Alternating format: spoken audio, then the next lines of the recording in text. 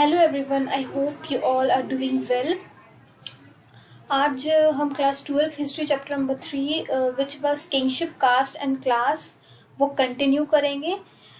ये second part होगा video का। मैंने फर्स्ट पार्ट पहले ही करवा चुका है। If you haven't watch the first part, please go and watch the first part. मैं उसका लिंक डिस्क्रिप्शन में डाल दूँगी। जैसे कि हमने फर्स्ट पार्ट में the critical edition of Mahabharata पढ़ा था, किंगशिप्स एंड मैरिजेस पढ़ा था, and social differences within and beyond the framework of caste ये पढ़ा था। इस टॉपिक के अंदर हम लोग ने कुछ सब टॉपिक्स थे, जैसे कि द राइट ऑक्यूपेशन ये पढ़ चुके थे हम, and second non Kshatriyas king and जातीज and social mobilities, ये दोनों टॉपिक भी पढ़ चुके थे। तो अब हम नेक्स्ट टॉपिक में आएंगे which is beyond the four varnas. तो इस टॉपिक को हम आज कवर करेंगे। तो जैसे कि हमने प्रीवियस में पढ़ा था कि उस टाइम जो सोसाइटी था वो 4 वर्णास में डिवाइडेड था, बट यहाँ पर क्या बता रहा है कि विद टाइम जो 4 वर्णास थे उसके अलावा भी बहुत सारे वर्णास क्रिएट हुए थे, बने थे। तो उसी तरीके के 2 के बारे में यहाँ लिखा हुआ है। जो पहला है वो निषादास है एंड सेकेंड है मिलिछच्छास। तो निषादास कौन थे? वो ऑड लोग थे और अनसिविलाइज थे, मतलब उन्हें पता नहीं था कि कैसे एक लाइफ जिया जाता है विद डेवलपमेंट एंड एवरीथिंग। तो लाइक ट्राइबल पीपल आप बोल सकते जो कि डेवलप नहीं थे, वैसे टाइप के। एनिमल लाइक फॉरेस्ट ड्वेलर्स, वो जंगल में रहते थे, वहीं पर उनका घर था, उसी का सामान यूज करते थे, और वो हंटिंग गैदरिंग ये सब चीज़ें करते थे। तो ओवरऑल देखा जाए मतलब वो एक अनसिविलाइज लोग थे, जो लाइक ट्राइबल पीपल, जो कि बिछड़े हुए जाति हम बोल सकते हैं, उस तरीके के थे। जो सेकंड पढ़ेंगे वो तो मिलिछच्छास। तो नोमैटिक पेस्टोरलिज्म उसको बोलते हैं, वैसे लोग जो कि एक जगह पे सेटल नहीं रहते हैं। वो अपने एनिमल्स, अपने हाउस, अपने सामान, अपने पूरे गुड्स को लेके एक जगह से दूसरी जगह ट्रैवल करते हैं। आप एग्जांपल ले सकते हैं, जैसे अगर माउंटेन्स में जो ट्राइबल्स पीपल रहते हैं, हर्डर्स लोग रहते हैं, वो क्या करते हैं कि जब समर रहता है तो वो माउंटेन से ऊपर जाके रहते हैं, मतलब अपने पूरे वो एनिमल जो भी रहता है उनको लेके पूरा ट्रैवल करते हैं। वहाँ पर एक उनका घर रहता है, या फिर वो घर जाके बनाते हैं और वहाँ रहते हैं। और सेम जब विंटर आता है तो वो वहाँ माउंटेन से नीचे उतर के रहने लग जाता है। तो इस तरीके से वो उनका कोई परमानेंट हाउस या प्लेस नहीं रहता है। तो वो साइक्लिकली या फिर आप बोल सकते हैं पीरियडिकली मूव करते हैं। और सेकेंड यहाँ क्या बोला है, वो नॉन संस्कृत लैंग्वेज, मतलब वो संस्कृत नहीं बोलते थे। तो ये एक था। तो जैसे कि यहाँ पर हमने 4 वर्णास में इंटीग्रिटी के बारे में बात की, तो यहाँ पर 4 वर्णास में हम सब ऑर्डिनेट एंड कॉन्फ्लिक्ट के बारे में बात करेंगे। तो उसमें जैसे कि हमने यहाँ पर निषादास एंड मिलिछच्छास के बारे में पढ़ा था, तो यहाँ पर हम चंडालास के बारे में पढ़ेंगे, जो कि अनटचेबल थे। ओके, अगर आप सब ऑर्डिनेट का मतलब ही अगर आपको नहीं पता तो मैं बता देती हूँ। ऐसे लोग जो कि लो रैंक, क्लास या पोजीशन में होते तो उन्हें बोला जाता है। तो वैसे जो चंडालास थे वो अनटचेबल्स थे, जिन्हें नीची जाति आप बोल सकते हैं, जो कि आज भी बहुत जगह में है। Sacred and pure people can't eat food made और टच बाय द चंडालास। तो उन लोगों का क्या था, जो भी सेक्रेड मतलब जो हाई पोजीशन में, हाई हायरार्की में लोग थे, या हाई वर्णास में लोग थे, हाई कास्ट के लोग थे, उन लोग इनकी अगर कोई भी सामान को टच कर देते तो वो चीज़ को वो ना ही खाते थे ना ही वो पीते थे, अगर चंडालास लोग ने उसे टच कर दिया है। नेक्स्ट देखते हैं। Yeah, Chandalas was called polluting because they used to deposit dead animals and corpses. तो उन्हें इसलिए polluted मतलब उन्हें गंदा या इस तरीके से वर्ड यूज़ करते थे, क्योंकि वो क्या करते थे, जो भी डेड एनिमल्स रहता था या फिर जो भी बॉडी किसी का रहता था जिसकी कोई रिलेटिव्स या कोई घर वाले नहीं है, डेथ हो गया, तो वो सबको वो डिपोजिट करते थे। मतलब जो भी लास्ट रिचुअल्स होता है, उन्हें बर्न करना हो या फिर उन्हें दफनाना हो, जो भी था वो ये सब तरीके के काम करते थे।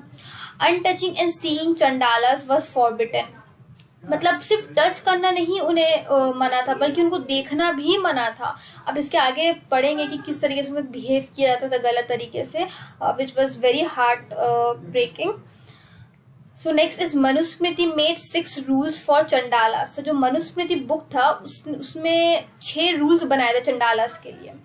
जो पहला था वो था लीव आउटसाइड ऑफ विलेजेस। वो लोगों को अलाउ नहीं था कि वो विलेज के अंदर रह सकते हैं। Okay, they will use discarded utensil, मतलब वो बर्तन भी न्यू नहीं ले सकते, वो वही बर्तन यूज करेंगे जो किसी ने यूज करके फेंक दिया या फिर उनके यूज में नहीं है, वो खराब हो चुका है, तो वो डिस्कार्डेड यूटेंसिल्स ही यूज करेंगे।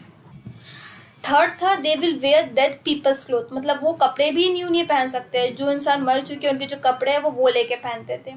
Can only use iron ornaments, और सिर्फ आयरन ऑर्नामेंट्स ही यूज कर सकते हैं। In night they can't come in village, रात में वो विलेज में नहीं आ सकते हैं। They will dispose the corpse of people who have no relative, ये हमने आगे पढ़ा है कि वो कॉप्स को जो थे वो डिपोजिट करते थे जिसके कोई भी रिलेटिव ना हो वैसे लोग के।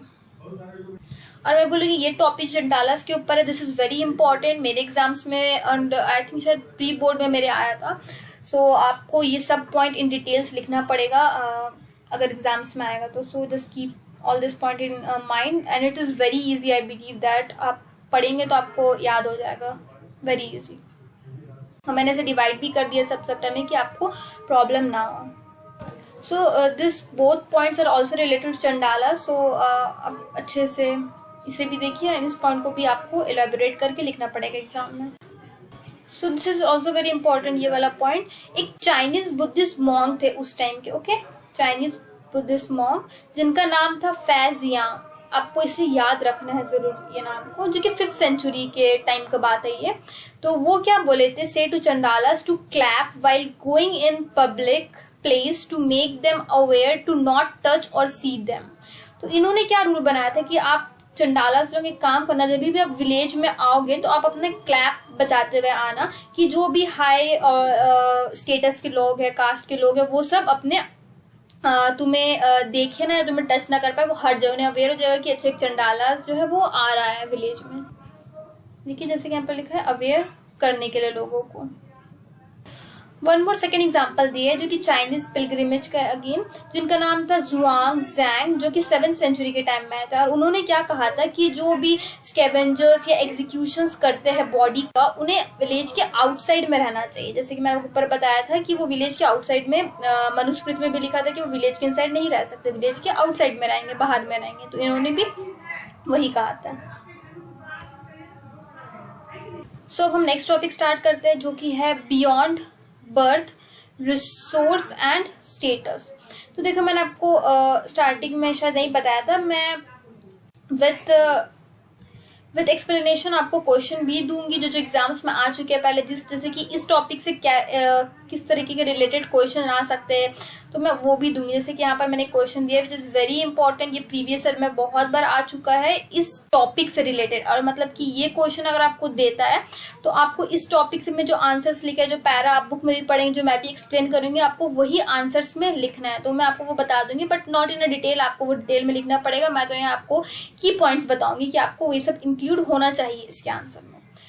तो क्वेश्चन पढ़ते हैं, according to the Brahmanical text what are the criteria for regulating access to wealth. I hope समझ में आ गया, इजी क्वेश्चन है। इसमें बोला है कि ब्राह्मणिकल टेक्स्ट के हिसाब से क्या क्राइटेरिया था, उन लोगों का क्राइटेरिया क्या था किस चीज़ के यहाँ पे कि वेल्थ जो है वो कैसे एग्जीक्यूट होना चाहिए, किस तरीके से किसके पास होना चाहिए, कौन इनहेरिटेड करेगा, इस तरीके का चीज़। ओके मैं मार्क कर देती हूँ। तो देखते हैं इसके पॉइंट्स को अब। तो इसमें जो पहला है वो है जेंडर एसेस टू प्रॉपर्टी। जो जेंडर थे, कौन से जेंडर को किस क्या प्रॉपर्टी लेने का एसेस था या नहीं था, क्या था। तो पहला पढ़ेंगे are wife property of husband. तो बहुत इंपॉर्टेंट यार अच्छा क्वेश्चन पूछा है कि क्या वाइफ जो थी वो प्रॉपर्टी थी अपने हस्बैंड की। तो यहाँ एक एग्जाम्पल पढ़ेंगे देखने से पहले, जिसमें कि बताया है इन महाभारत गेम ऑफ डाइस। आपने ये स्टोरी सुना ही होगा, काफ़ी पॉपुलर है। आप महाभारत ऑब्वियसली सब नहीं पढ़ा होगा, जिसमें कि गेम ऑफ डाइस हुआ था। आगे हम देखते हैं। तो किसके बीच में हुआ था, कौरवास के बीच में हुआ था और पांडवास के बीच में हुआ था। तो कौरव्स कौन थे, वो हेड थे दुर्योधन के, और पांडव्स कौन थे, हेड थे Yudhishthira. After losing the game he give. तो जो पांडव थे वो जब हार गए थे तो उन्होंने क्या क्या दिया था, तो गोल्ड दिया था, एलिफेंट दिया था, मतलब बेसिकली आपने स्टोरी पढ़ा ही होगा कि एक गेम था, गेम ऑफ डाइस, जिसमें वो हारते गए थे और अपना कुछ कुछ चीज़ जो था वो मतलब लाइक लगाते हैं ना, अगर मैं हार गए बेट टाइप का तो मैं आपको ये दे दूंगा ये दे दूंगा, तो उन्होंने पहले गोल्ड लगाया था, एलिफेंट लगाया, फिर अपने चैरियट लगा दिए, slaves, army, treasures, kingdom, brother, और लास्ट में उन्होंने द्रौपदी जो उनकी वाइफ थी उसको भी उन्होंने लगा दिया था। तो यहाँ पर ये क्वेश्चन पूछता है कि जो स्टार्टिंग में पूछा था कि are wife the property of their husband, तो यहाँ पर वही क्वेश्चन को एक तरीके से रिफ्लेक्ट करने की कोशिश करे कि उन्होंने अपने वाइफ को भी यहाँ तक अपने बेट में लगा दिया था और वो हार गए थे। सो हम सेकंड पढ़ेंगे जो मनुस्मृति थे वो मेक लॉज दैट, वो क्या क्या लॉज बनाया था, ये क्या क्या लॉज जो था उसमें बुक में था। तो था कि जो पैटर्नल स्टेट्स रहेगा, जो भी वेल्थ रहेगा वो किसको मिलेगा, गिवन टू किसको मिलेगा। तो पहला जैसे मैंने बताया था कि उस टाइम पेट्रियोटिकल सोसाइटी चलता था, तो सन को, little more to elder son, बड़े भाई को, but not to women, women को नहीं मिलता था एक्सेप्ट श्रीधना। तो मैंने सब में बताया था कि एक्सेप्शनल हर सोसाइटी हर टाइम और अभी भी हर चीज़ में एक्सेप्शनल होता है। तो उस टाइम में भी था कि वुमेन्स को तो नहीं दिया जाता था जनरली, लेकिन एक्सेप्शनल था सूर्यधामा का, जो कि इनहेरिटेड बाय चिल्ड्रन, चिल्ड्रन से इनहेरिटेड मिला था, कांट हॉर्डर फैमिली प्रॉपर्टी, पर वो फैमिली प्रॉपर्टी को हार्डर जो है वो नहीं कर सकती है। सो हम नेक्स्ट देखते हैं, आई होप आपको समझ में आ रहा होगा। तो थर्ड प्रभावती गुप्ता के बारे में बताया था कि ये भी एक एक्सेप्शनल थी। किस चीज़ में एक्सेप्शनल थी, वाटकास की क्वीन थी, आपको ये याद रखना है, एंड आपको इनका नाम भी याद रखना है, अगर क्वेश्चन आएगा तो आपको इनका एग्जाम्पल देना ही देना है। वो वाटाकी की क्वीन थी। Find epigraphical and textual evidence हमें मिला इनके बारे में कि इन्हें भी वेल्थ में कुछ था, तो दिस इज इम्पोर्टेंट। नेक्स्ट हम पढ़ेंगे वर्नास एंड एसेस टू प्रॉपर्टी, मतलब वर्नास तो थे लेकिन उन लोगों का एसेस प्रॉपर्टी में कितना हिस्सा था और कितना क्या था। तो बोल रहे कभी कभी क्या होता था, जो ब्राह्मण थे वो भी पुअर रहते थे। दिस इज नॉट इम्पॉर्टेंट कि वो हाई कास्ट के है तो वो हमेशा रिच या वेल्दी ही हो। तो इससे कुछ कुछ क्रिटिक्स भी थे, मतलब जो जो इनके इसके खिलाफ था। तो वो जैसे कि इसमें एग्जांपल दिया है बुद्धिस्ट ट्रेडिशन का, वो क्या बोलते थे कि हम लोग लोगों को डिवाइड नहीं कर सकते हैं कि वो कहाँ पैदा हो रहे हैं, इसके हिसाब से उनका स्टेटस को हम इस हिसाब से नहीं डिवाइड कर सकते हैं, नेचुरल और इनफ्लेक्सिबल, ये एकदम गलत है। बुद्धिस्ट ट्रेडिशन का ये मानना था। सो नेक्स्ट हम पढ़ेंगे an alternative social scenario sharing wealth, किस हिसाब से वेल्थ रहता था। तो यहाँ अगेन हम दो टाइप पढ़ेंगे, Tamilakam and second is Tamil Sangam text. तो इसमें भी इन जनरल बताया, this is not very important, कि जनरल भी थे जो कि बहुत रिस्पेक्टेड थे और कुछ सेल्फिश भी थे कि डिसरिस्पेक्ट करते थे। तो इसमें क्या तमिल संगम टेक्स्ट था, वो एंथोलॉजिस्ट थे, मतलब जो चीफ थे वो पेट्रोनस थे, और उसमें बार्ड्स एंड पोएट्स रहते थे, मतलब एडिटर्स आप बोल सकते हैं आज के टाइम के, उसके हिसाब से था। सो आज का वीडियो हम यही ख़त्म करते हैं। नेक्स्ट पार्ट जो कि लास्ट पार्ट होगा इस चैप्टर का, उसमें हम नेक्स्ट टॉपिक्स स्टार्ट करेंगे। And if you have any doubt related to this chapter, so please comment down below, and if you like my video please like, subscribe and share with your friends. So मिलते हैं next video में, stay tuned and have a nice day.